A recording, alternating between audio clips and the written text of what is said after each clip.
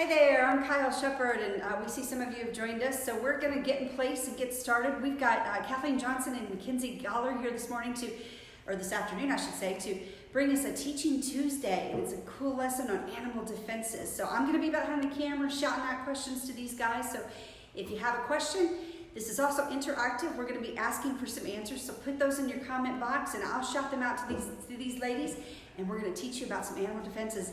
We miss you. We're going to be practicing good social distances. Mackenzie and Kathleen, you'll see, are 6 feet apart. I'm going to be behind the camera. If they walk toward the camera, I'm going to back away because we're practicing good social distancing, and hope you are as well. Let's get started.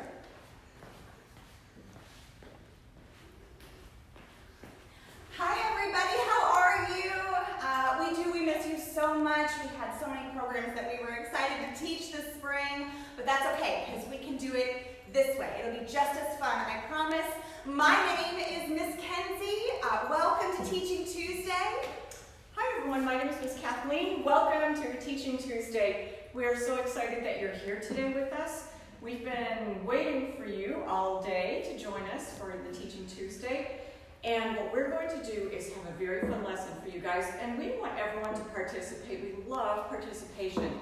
So as Miss Kyle said, as we roll along today, we would love for you to put your comments in the comment box, ask questions, give us answers as we go along, and let's have some fun with our lesson.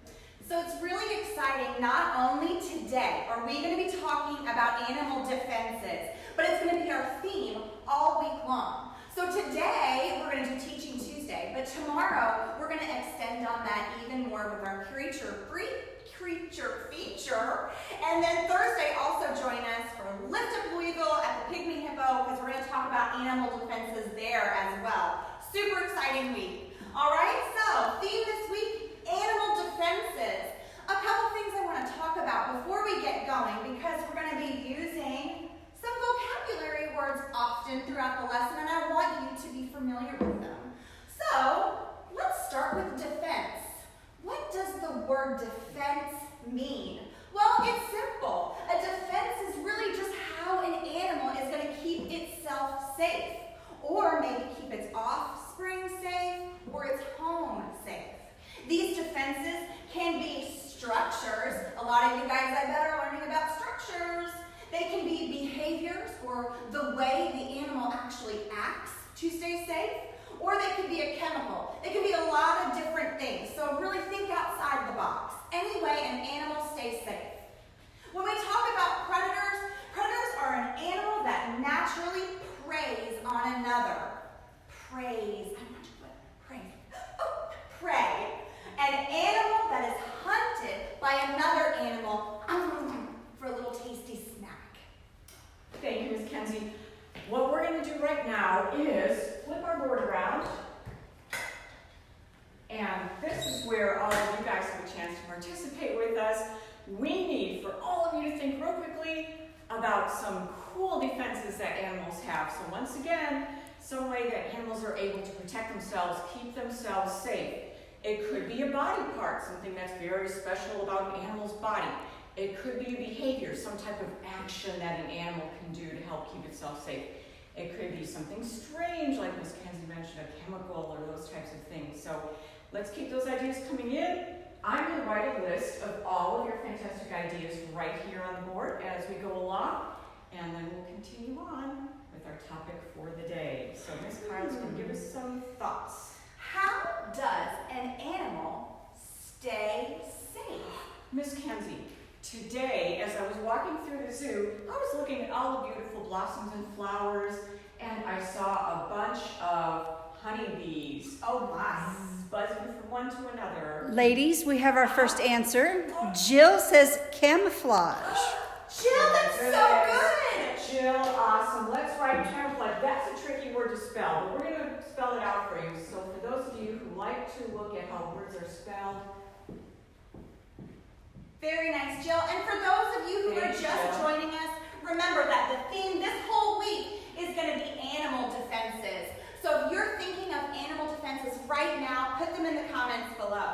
And if you need to know what camouflage is, that might be a familiar word, but camouflage simply means to blend in. So you've got colors that can help you hide with all of the natural surroundings that are around you. So that's a great one to start off with. We need another great idea here. While you're thinking, Melissa asks if this lesson's going to be online somewhere later. Yes, it is. So you guys can get all this information on LouisvilleZoo.org/together. We'll have this and extensions for all the lessons. You can find them there. All right. Can I throw out one? Miss Kyle, we would love for you to throw one out there. Quills! Quills! Quills. We love Whoa. quills. All right, we're going to talk about quills. Galler girls, if you're watching, Mommy wants an answer. All right, quills are fantastic. There aren't a lot of words in our English dictionary that start with the letter Q, so I really like that word, quills. You might be familiar with this animal. Let's show you a picture. We're going to talk about an animal that has quills. What could it be? If you think for a moment, you might have guessed. Our amazing neighbor in the forest, the porcupine. Look at all of those quills on their body. This is something interesting you may not know. A porcupine can have close to 30,000 quills on its body. Wow, that is amazing. That is a very fantastic defense. And let's take a look at what these quills are. Here are some quills, boys and girls, from a North American porcupine. We have them here close to a ruler, so you can kind of get an idea of how long they might be in inches. Looks like this one is, about 3 inches long. Those are very long quills. And if we look at each individual quill, what in the world are these things? What body part would these be? If you guessed hair, then you are correct. It doesn't look quite like people hair, right? They're very stiff and kind of hard to the touch. They're lightweight, they're not very heavy. But on the end of each quill is the true defense. We've got a very sharp, pokey end here on the end of each quill. You may have heard that porcupines are able to shoot their quills out through the air, launch them like arrows, pew, pew, to defend themselves, but they can't actually do that. They have to make some type of contact with another animal's body. So a porcupine might slap another animal that gets too close to it, kind of whack it with its tail, and some of those quills will easily come out. Perhaps a porcupine will back into another animal, maybe a fox that got a little bit too close, that's hoping to prey upon a porcupine. We have some more answers. We would love... Miss Mackenzie's daughter, Ryan, says a shell. Michelle says claws. Michelle and Ryan, those are perfect. And Michelle also added poison. Poison, very, very nice. Let's Very write nice. some of those on. We love those answers. Poison.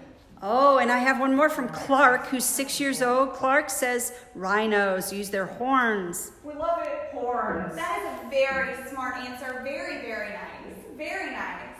And we know that horns can be sharp as well, so that's a great defense. Absolutely. And we had the thought of a shell, correct? We did. Ooh, shell. I also have one more from Robin, who says when an animal shows mostly an unexposed part of their body, like under their wing, to scare away predators. Very nice. Sometimes there's some really vibrant colors hiding underneath there, or sometimes they might mimic another animal. Can anybody think of something that's similar to poison, but it works a little bit differently? That's a hard one. It really is, but I bet you guys know the answer to it. Starts with a V. Someone said Let's it. get it in here. Venom. Very nice. Woo! Excellent. If you're wondering what the difference is between those two, venom is going to be something that is injected, okay? So snakes may inject a venom. Poison, on the other hand, is going to be on that animal. So if you touch it, then you're going to get sick. Michelle also asked extra eyes like a butterfly or a moth. Very, very nice. I can picture some animals, Miss Kenzie, butterflies and moths and things that might have eye spots in their body that aren't their true eyes, but they look like really big, huge eyes that might startle a predator into thinking that, oh, they're being watched, and it looks kind of scary, so I'm not going to mess with that animal. Or it might confuse the predator. It might go to the other end and give them time to get away. Rory says ink from an octopus. That's fantastic. That's really good. Go, Rory. Our friends in the ocean, right? So thanks, Rory. Ink from an octopus. 4-year-old Andy says a beaver slaps its tail in the water. Aww. 4-year-old Andy, you know what? Beavers are so cool. They have a lot of very neat adaptations. You should totally look it up when you get done with this because they're one of my favorite animals to teach about. And yes, they do slap their tails in the water, makes a very loud noise and warns the other beavers in the family and who are nearby that there's danger and maybe everybody should stay away. Sure. And warn their family members to take cover real quick. Right. Using communication as a way to defend. Wow, our list is looking amazing. Amazing. More things are coming in. Shall we explore another one, Miss Kenzie, while we're waiting for some more ideas? I love the idea of a shell as protection, as a defense for animals. I do too. I do too. Do you think any of our viewers can think of animals that have a shell? Think hard. We're waiting for an answer to come in. We should have brought the Jeopardy music, ladies. Something maybe that moves slowly on land that you can think of. There might be a creature in the ocean. Somebody's got it out there. Get those fingers typing. We know it. Oh, somebody's typing, but Yep. We've got it. We've got it. turtle? Turtle! It's a turtle. This is a turtle shell. So this is a great way that some animals, like turtles, defend themselves. And you know, as I teach about turtles, a lot of people ask if a turtle can come all the way outside of its shell. Because in cartoons, often you see that rascally little turtle running down the road away from its predator. But turtles cannot really do that. A turtle shell is part of the turtle. It is indeed their backbone. Okay, so a turtle shell is just like our backbone. It grows with the turtle, okay? These on the top, you can kind of see the difference. So below this is bone, and on top, these little guys right here, you can see them in different sections.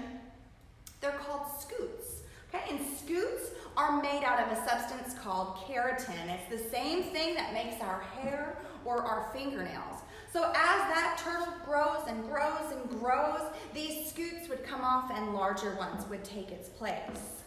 You know, Miss Kenzie, I've had people ask me questions in the past, students, when do turtles grow their shells? Well, that's a great question. Turtles hatch out of eggs. They are reptiles. And if you look at this picture here, here's a picture that shows a few little baby sea turtles that have just hatched out of their eggs. They're very small. And look, the baby sea turtles have shells. Miss Kathleen, could you bring that just a little closer and I'll back away? There we go. They hatch with their shells already on and attached to their bodies. And the shells just grow right along with them, as Miss Kenzie said. So as they grow, their shells grow and keep them defended or protected throughout their lives. Hey ladies, for anybody who might be joining us, would you like to sort of retell what we're doing today? Absolutely. So today we are talking about animal defenses. Not only are we talking about animal defenses today, but we will be talking about it Wednesday during Creature Feature and Thursday when we go meet the pygmy hippopotamus here at the zoo. So this is going to be a very well-rounded week for you to learn all kinds of great things about animal defenses. And if you want extension activities, you can do that by visiting LouisvilleZoo.org/together, and we'll have some resources there for you to use as well.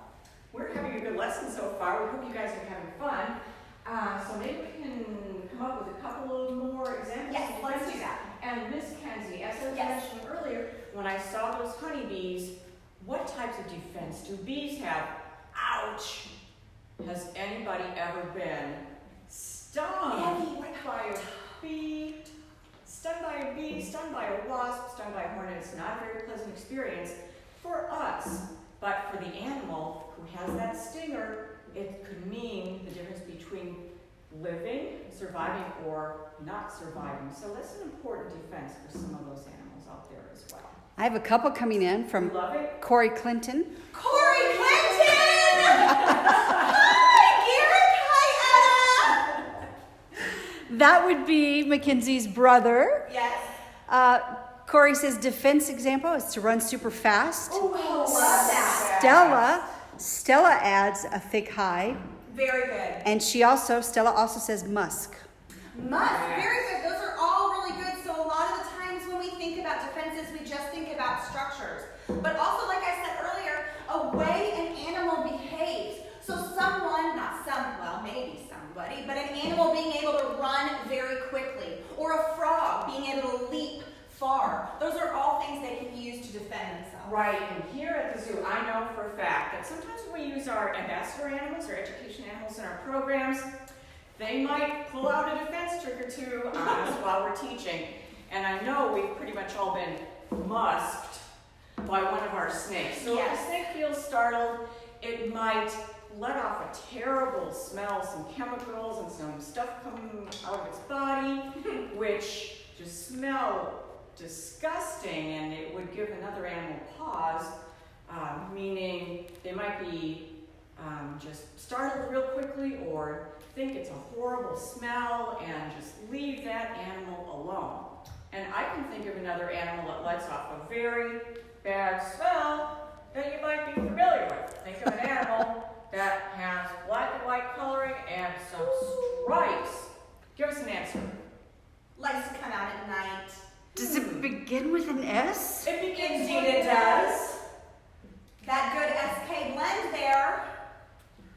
I know some of you are typing, hopefully. Musk. We're going to put musk on a bad smells. Ugh. If you were in my school at the zoo class about 2 months ago, my students, got musked. And it was just a great day for all. A lovely musk day. It was a musky kind of Maybe day. you've even had a pet dog or cat at home who's encountered one of these animals, it's black and white with a stripe, that smells terrible, sprays you. Whoosh. Oh, I know that somebody out there has the answer. It is. Uh-oh, she's writing it, ladies and gentlemen, We got boys and girls. it. We're there. Skunk! Everybody's familiar with a skunk. You don't want to mess with those animals either. Please don't go out and try to make friends with a skunk, because your family really won't appreciate it, and you'll smell bad for days. I'm not sure if Elias is referring to the skunk, but Elias says it's one of his favorite animals. The skunk. I'm not sure which animal, but Maybe it's a skunk. They're very beautiful to look at. You know, they come out kind of in the evening or the early morning hours, and they're moving around trying to find something to eat. Right. So everything has a place in nature. And curiously, that terrible skunk smell does not deter or keep all predators away. There's another animal out there that Loves them. loves to eat skunks, in spite of the fact that those skunks are spraying that defense right like, psh, right? It is called a great horned owl. So if you know what a great horned owl looks like, there's an animal that is not discouraged by the skunk's defense of a bad smell. All right, let's think of, Miss Kenzie. Let's do it. All right. We love the idea of camouflage here. We talk about camouflage in the animal kingdom all the time. All the time. It's a fantastic defense to discuss. So, Miss Kenzie's going to give a good example of an animal that has great camouflage. I bet you can think of a lot of animals that have camouflage. Ones that just blend in with the colors around them. They just can't be seen. They can hide so well. Predators just pass right by them, not even knowing that they're there. Why, every time you walk in the forest or in the woods or in the park, you probably pass by lots of animals and don't even realize it because they have such good camouflage. They're well hidden. Very good. Very good. So a lot of people, when we to talk about camouflage. They think that only the animals that can change color or change the way their body looks has camouflage. But that's not the way it is. We have some answers from Michelle. Walking sticks, Oh my and goodness. from Holly, Love it. from Abby, a chameleon. Oh, very good. Leaf bugs from Michelle, Love them. and an iguana from Mackenzie's brother Corey. Actually, yes. Iguanas, they're green in color and they can blend in with those tree leaves and the trees that they sit in. Walking sticks, they just look like, literally, a little stick that you might find on the ground or on a tree. So their camouflage is superb. Animals can camouflage in a lot of different ways, including mimicking other things like the stick bugs. Or we talked about the eyes earlier.